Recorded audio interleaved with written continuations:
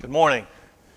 Hello, my friends. If you were watching last week, you noticed that I forgot to switch the camera over to my chair, so it sounded like the pulpit was teaching Bible study. I'm Reverend Lou Kilgore, and I am pastor here at the High Mountain Presbyterian Church community. We are one church and two campuses. We have a location here in Franklin Lakes, and we run a preschool and early childhood education center in North Haledon. We are happy to be part of helping families to afford and to manage in today's world, trying to be a blessing to all the families of the earth, at least the ones that we can connect with here, both in our gatherings and our online. We have a full online ministry for gatherings for faith, as well as a space here where you can come in person, invite you to come back. The COVID is retreating, and we are expanding and looking forward to more and more simultaneous ministry for people who are able to come, and also for those who are not able to be here in person, either all the time or just once in a while. So thank you for coming. I'm glad you're here. What this is a reading through the Bible, and we are currently right in the middle of the Psalms. We're taking one psalm every Wednesday morning at 11 o'clock. I read a psalm and I talk a little bit about it, seeking to bring it more into a relevant understanding of your own life with some historical, critical, interpretive tools that help us along the way. Today, the psalm is 28, and I'm going to read it first, as I do normally. And it's titled in my little series. I give credit to Peter Craigie, who is the author of this commentary, and he gleans and pulls together the critical comments from other scholars as well. This section is called the Liturgy of Supplication. It's Psalm 28, and there are 9 verses. This is a psalm of David, and we've talked earlier in the study about what that might mean. It may be a psalm that David wrote, it may be a psalm to David, it may be a psalm that remembers David. O Lord, I call out to you, O my rock. Do not turn a deaf ear to me, lest, if you are silent to me, I should become like those who go down to the pit. Hear the voice of my supplication when I cry to you for help. When I lift up my hands toward your most holy place. Do not drag me away with the wicked and with those who do wrong, those who speak peace with their neighbors, but evil in their heart. Requite them according to their action and according to the evil of their practices. Requite them for what their hands have done, and render to them their recompense. Because they do not understand the works of the Lord, and what his hands have done. He will tear them down and not rebuild them. Blessed be the Lord, for he has heard the voice of my supplication. The Lord is my strength and my shield. My heart has trusted in him. So I was rescued, and my heart exalted. And I will praise him with my song. The Lord is strength for his people.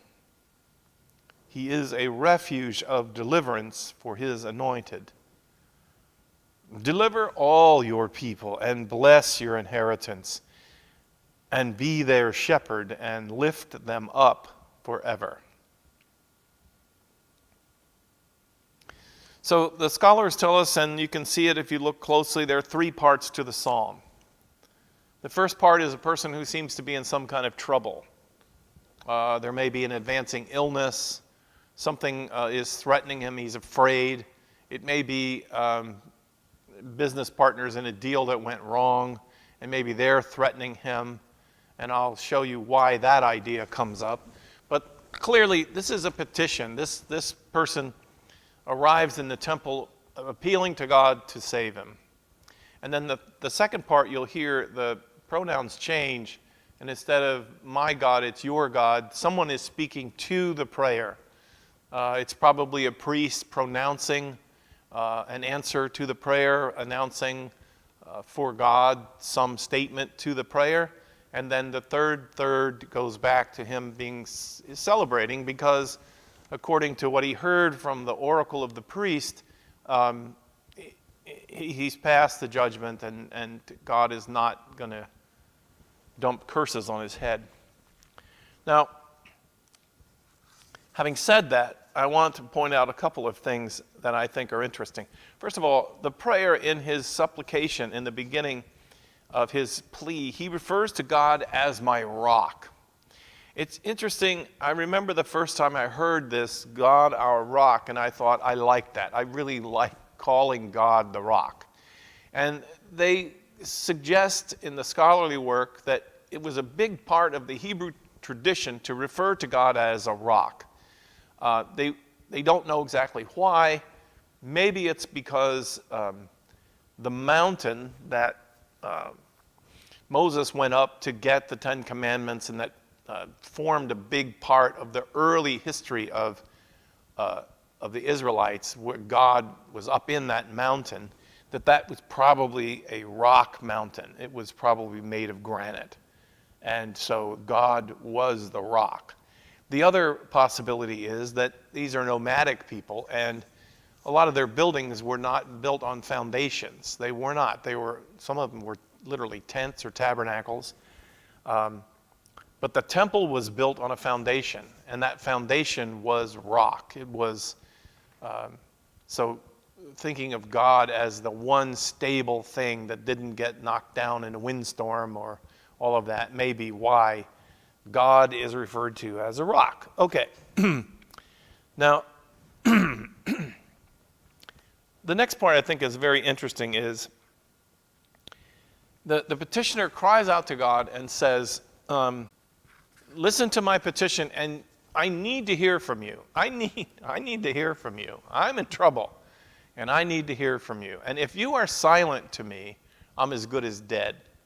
And what he means by that is that in the Hebrew understanding of life, for thousands of years, they did not have the concept that they had no concept of life and death.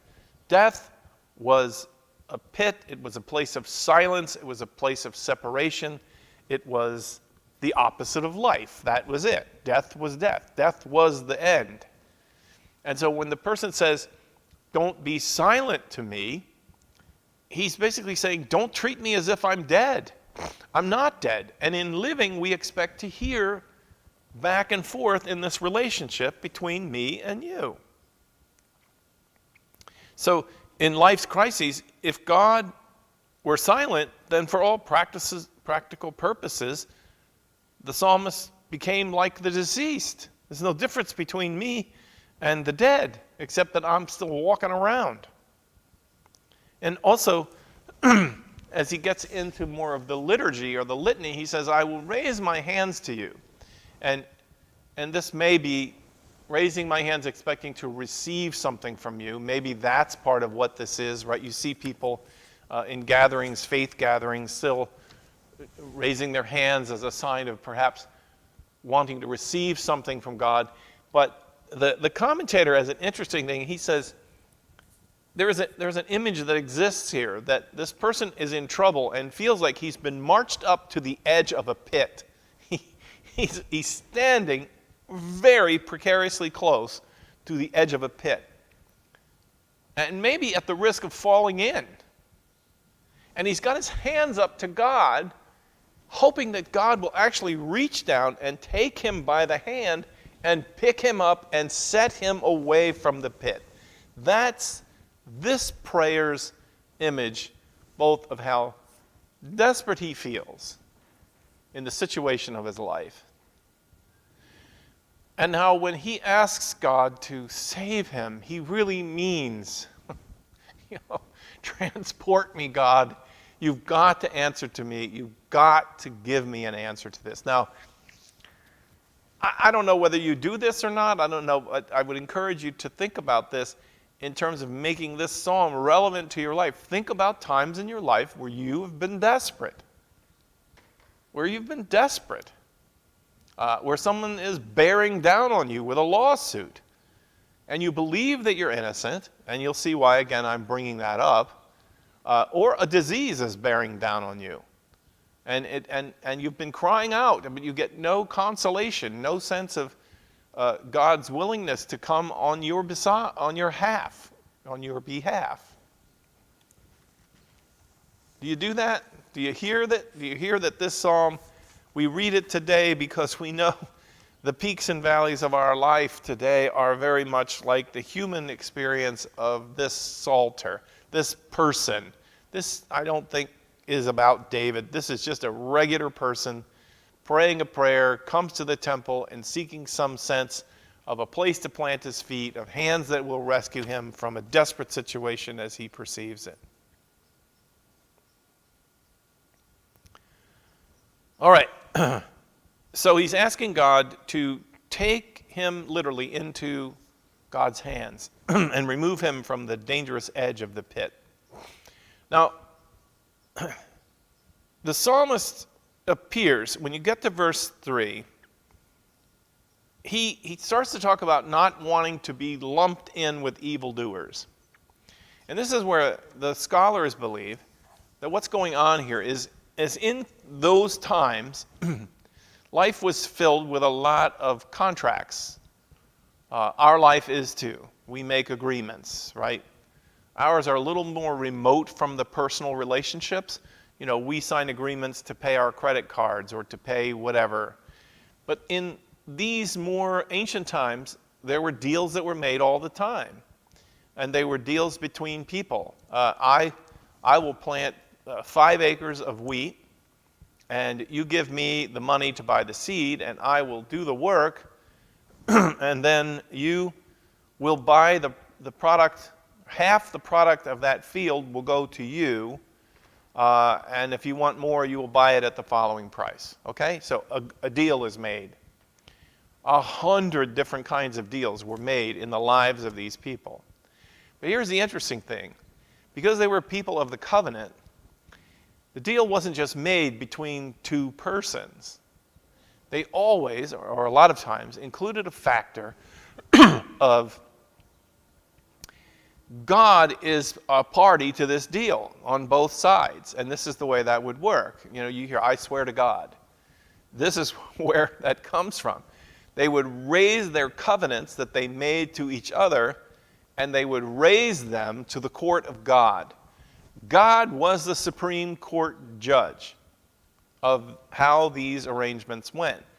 And what they would do when they, equivalent of shook hands, was that they would swear to God, meaning that if anybody on either side of the covenant reneged on the agreement, then they would agree to accept curses from God as a punishment. And this was very practical for them. You know, the curses could be anything. It could be God sends curses to those who break the covenants. And the other party had the right to expect that.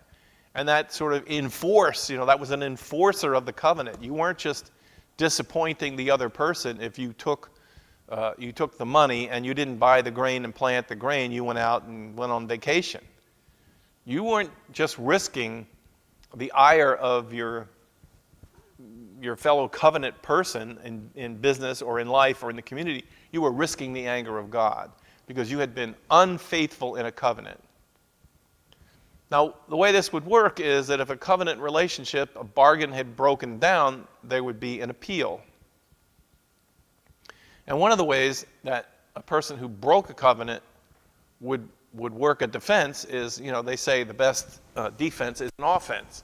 And so accusations were made. accusations were made against the supplicant, the person who was there, and was saying this deal fell through because they were not honest. They talked about peace in their words, but they didn't follow through, and so this prayer is worried that if the judgment doesn't go well, he's going to be the recipient of curses that are going to wreck his life, and he is innocent. He is saying, I said peace, and I meant peace in my heart. They, on the other hand, he's appealing in his prayer to God and to the priest who is present to understand that he's innocent. And he, in particular, like whatever this person on earth is able to do, he does not want God sending curses in his direction as if he was a breaker of the covenant. So he's making his appeal to ask that when the curses are executed by the divine, that he would be seen as the innocent party and that he would not be swept in with the others.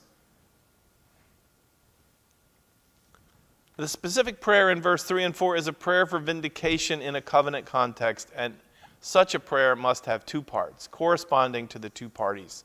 He prays for his own deliverance from the covenant curse as vindication of his innocence, and he prays and he prays for the evildoers to get their just deserts, as they deserved by virtue of their crime, the breaking of whatever the covenant, whatever the agreement, whatever the deal was. The prayer for requital is not malicious. He's not seeking revenge for them. He's just seeking that those who broke the covenant on their end, they had asked for such curses to fall upon them if they should be unfaithful to the covenant stipulations. A deal's a deal. And in these deals, you didn't just promise to deliver to the other person in the deal. You promised that if you didn't deliver, you wanted God to bring down upon you curses. The priest, now the person's voice changes from this person talking directly to God, and now God is referred to as in third person. And in the words that the priest says, it appears as if the Lord has heard and would answer in this context. Is probable that he would be exonerated in being worried about no curses coming from God. This is why he says in verse 7, I was rescued. I was delivered. The deliverance had already The deliverance had already been achieved and naturally flowed out of a place of praise for God. So the interrelationship between personal agreements and covenants of people and the word trust in relationship to God were very much a part of the life of the people. You go to court, you stand in court, and you promise to tell the truth, the whole truth, and nothing but the truth. So help me God. Well, in their agreements, it was, help me God to do this, and if I don't do this, then please God bring upon me the appropriate curses for my failure. It's an interesting thing, isn't it? In our lives, we have these deals and agreements, and they're enforced by court, and then there are higher courts that go up. And I suppose it's true also that the courts, when they adjudicate, have the power to punish those who broke the covenants. I'll confess a little bit to my discouragement that in the world we live, the power of lawyers and their ability to turn the tide, I think, makes it harder and harder for people who feel they've been wronged to clearly be adjudicated as having been wronged because, well, I'm not going to say anything more about that. The petitioner's request before God is that God judge this case and carry out both the stamp of innocence in his life, which would relieve him of whatever. I talked earlier, maybe his most pressing thing, Pitt, is an illness. Maybe he believes that he's been suffering from an illness because of curses that may be coming before the judgment because this deal fell apart. He asks to be released from any possible curse because he's done his part. He's making an appeal. And he does not fear divine judgment. He says, bring the judgment on. But false accusations have been directed against him. He's aware of their power, but he has every reason to fear human judgment because you can be maligned. And human justice can be perverted. The scholar here wrote that, and I underlined it. Human justice can be perverted. You can be convicted of things you are not guilty of. You can suffer punishment for things you didn't do. Human justice can be perverted. But the petitioner is appealing to the highest court in the universe, to God. And it provides insight into how the chief justice of the universe is God. And if an appeal is made to God in a legal matter, the setting of that appeal was the liturgy of the temple. So you didn't go to the court for this hearing, you went into the liturgy of the temple. The pronouncement of the Chief Justice would be delivered through a servant to whom the divine decision was revealed, usually a priest. Beyond this, the psalm would provide little insight, though one must suppose the liturgy was conducted in conjunction. How did the priest arrive at a decision? How did God communicate the judgment, the final judgment? I don't know. But this petitioner counts on the fact that he will get justice more in the temple than he will in the civil court. I wonder if people still feel that way today. And then the last sentence sort of universalizes this individual person's experience, and he prays that this experience of the just God and deliverance for things they did not deserve to be punished for would be carried out for the whole nation. He expands his prayer for the life and the well-being of all of his people. The plea of the innocent psalmist may become the plea for every person falsely accused. I like that. I often think about people who sit in jail who they know in their hearts that they are suffering consequences for things they did not commit. And the prayer then is expanded beyond this individual, then prays for all the experience in the nation for the receipt of justice. And that becomes the hope of all who seek deliverance and justice. And may they find it in the court of God and know it in the court of God. God alone knows. And that there are punishments and curses that come into your life, you know they are not coming from God, because God is the just judge. So I don't know how often your life gets embroiled at this level with entanglements and controversies. I know I've had a few in my life. Car accidents that turn into people inflating the damage they've received and then suing. Oh my goodness, yes. And a prayer like this could come, which would say, God, you know the truth, and keeping the relationship of clarity with God. It's not that I'm perfect and the other people are bad. It's just, hear my petition, God. There are plenty of times you can give me curses for things I've done wrong. This isn't it. This isn't it. Vindicate me, O God, and come on my side. Let me hear from you. I love it. What's the difference if you don't let me hear from you and I don't get any sense of vindication from you? I might as well be dead. What good is our relationship? I like the vitality of a person of faith's ability to have that kind of trust and relationship with God. It's throughout the scriptures. It's encouraged as a sign of deep trust.